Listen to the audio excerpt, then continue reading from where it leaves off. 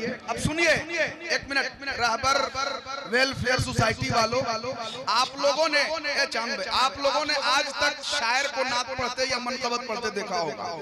मुमताज भाई का हौसला और इनके कलेजे को देखकर मुझे लग रहा है कि हम भी आज 4 मिसरे पढ़ेंगे।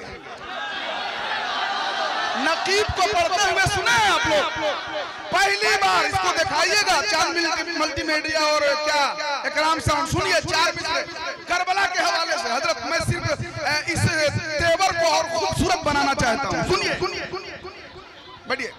यहाँ तो पहले से बाजू कटाए जाते हैं।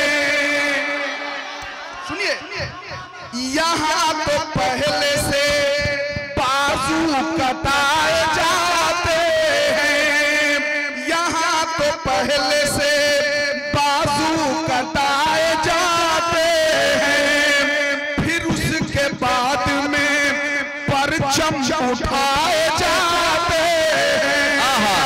फिर उसके बाद में परचम उठाए